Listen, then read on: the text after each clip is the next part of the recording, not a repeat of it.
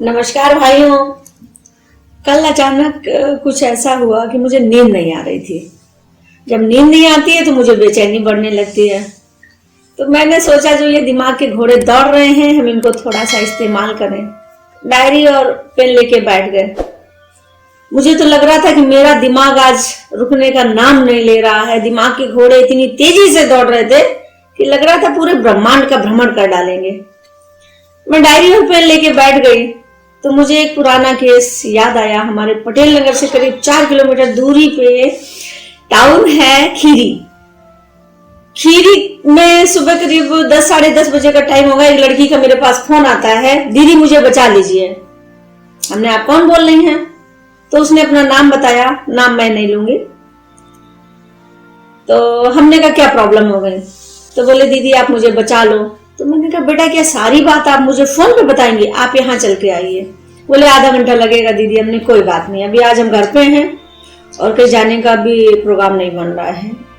वो लड़की करीब आधा घंटे बाद एक 4 व्हीलर से आई, उसके साथ उसके भाई लोग थे। तो उसने अपनी कहानी बताई कि आज से 5 साल पहले मेरी शादी एक लड़के से हुई थी जो हमारे चचा का लड़का था, जो मुझे यहाँ से भगा ले गया था और लखनऊ में उसने मेरे साथ निकाह किया। दूसरे चाचा के यहाँ हम लोग रुके 15 दिन। उन्होंने ही निकाह करवाया था हमारा।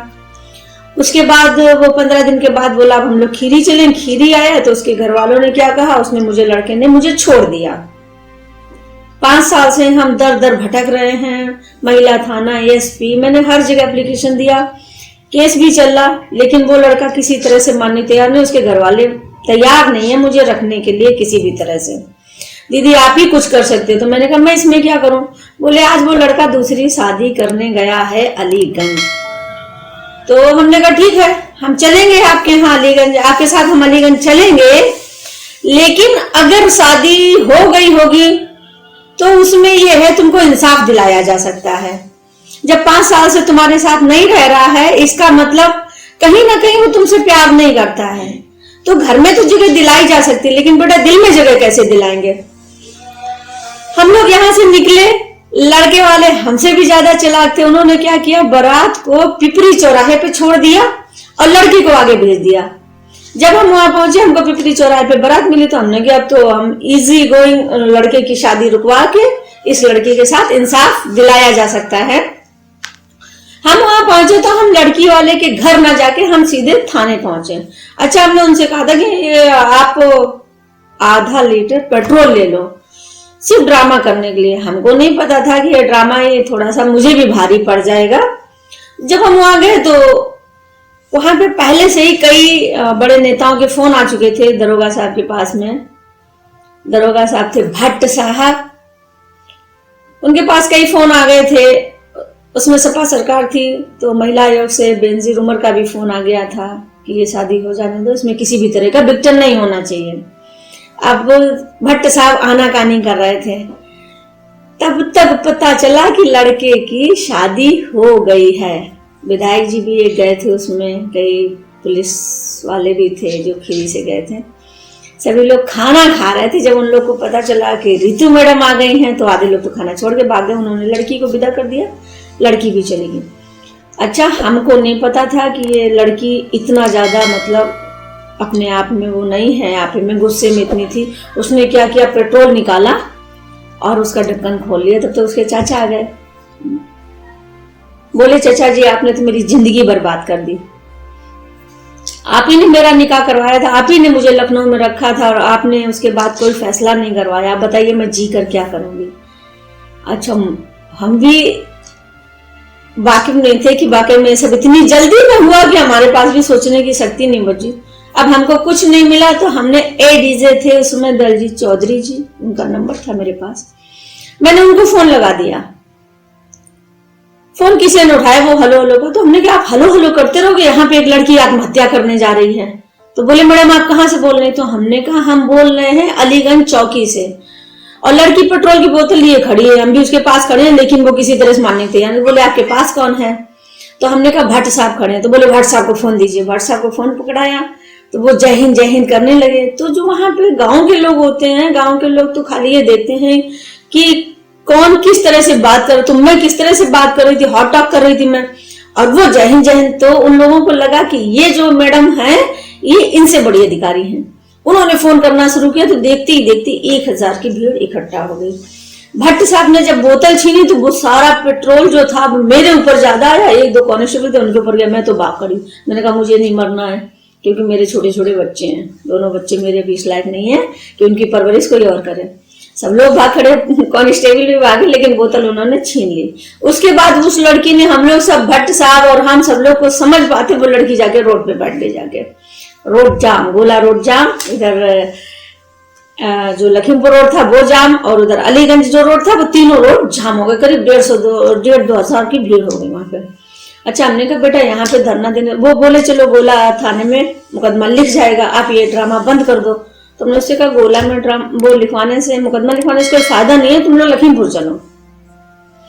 हमने उनको बोला कि आप लखीमपुर चलो। वो लोग लखीमपुर आए, एसपी ऑफिस में, एसपी आवास में हम लोग जाके बैठ गए। जाके तो कई लोगों के फोन आए। अब सारा गुस्सा मेरे पर, उनको लग रहा था कि ये सारा ड्रामा रितु का है, जबकि ड्रामा मेरा नहीं ना, हम तो खाली शादी कैंसिल करवाने गए थे। लेकिन हाँ, आगे जो कुछ हुआ उसमें मेरा अहम रोल था। उसी समय दूसरे दिन हमसे मिलने के लिए मैंने धरने बिठा दिया लड़की को। कई मुकदमे लिख गए, उसमें एडीजे इन्वॉल्व थे, सबको पता हो गया था, तो मुकदमे भी कई लिख गए। दूसरे दिन लड़की धरने बैठ गई। लड़की ने कहा मैं पानी भी नहीं पीऊंगी, खाना तो छोड़ो, खैर सर्दी थी तो इतना तकलीफ नहीं पड़ गई। उसके बाप नहीं थे लड़की के।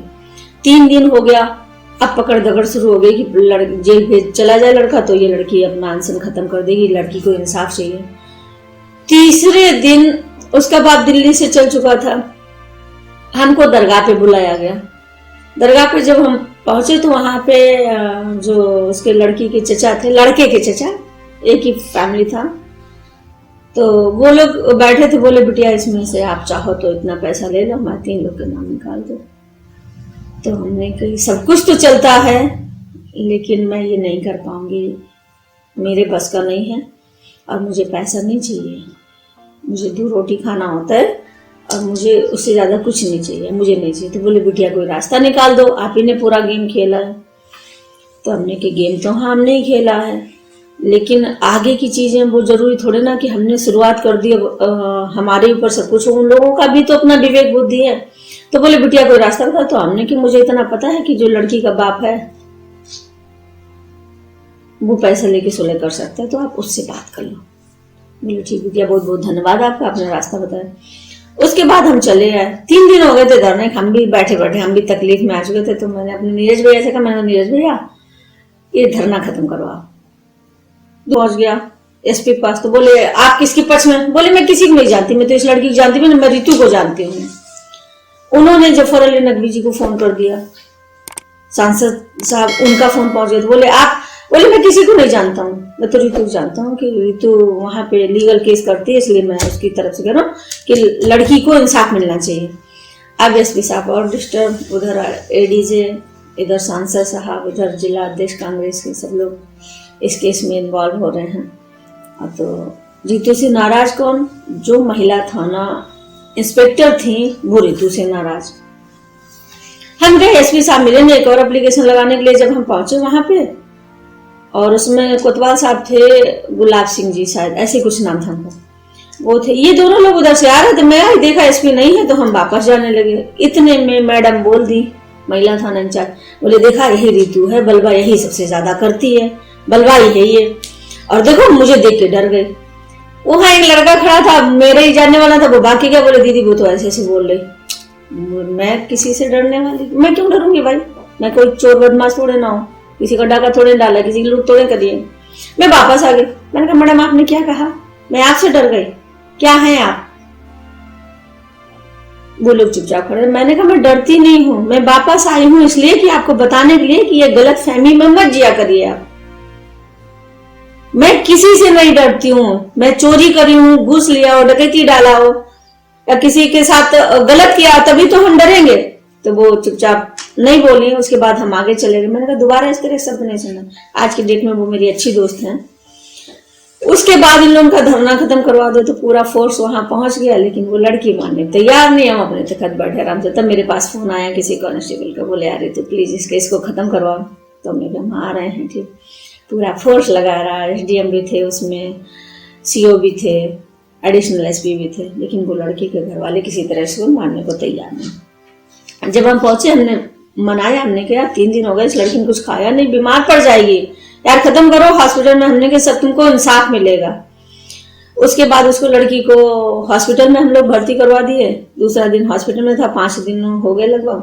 उसके पापा आ गए, वो लोग बैठे, फैसला हुआ। लड़की का जो बाप था वो 2.5 लाख रुपए में सौदा पक्का कर लिया। जब 2.5 लाख में सौदा हो गया, सुलह लग गया, केस खत्म। हमारे लोग हम पे नाराज कि तो यार इतनी बड़ी रकम मिल रही थी, तुम 5 उनको दे देती, 5 हम लोग को बांट देती, 5 में आपके पास बचता। मैंने कहा लेकिन जो मेरे आत्मा से आह निकलती मैं उसको क्या करती, जिंदगी भर मुझे जूते मारती। वो लड़की का बात बिका ना यार, हम थोड़े ना बिके, लेकिन कम से कम वो बिका नहीं है। उस लड़की की उस पैसे से शादी हो जाएगी। किसी ने 50,000 और दिया तो ऐसे लड़की के बाप के पास 3 लाख रुपया पहुंचा। उससे उसने अपनी बिटिया की शादी दूसरी जगह कर दी, दिल्ली में। वो लड़की आज बहुत सुखी है, उसके 2 बच्चे हैं। और जब कोई केस फाइनल हो जाता है और वो बच्ची सुखी होती है, खुश होती है, तो मुझे भी अच्छा लगता है। इससे तो अच्छी है जिस लड़के से उसकी शादी हो रही थी, उससे वो बहुत अच्छी जगह पे है लड़की और बहुत खुश है। कैसी लगी गाइस आपको ये कहानी, हमें जरूर बताइएगा। और अगर अच्छी लगी हो, आपके आसपास अगर इस तरह घटनाएं हो रही हो, तो आप मुझसे संपर्क जरूर करें। मेरा नंबर है 9628356463। आप मुझे कॉल कर सकते हैं।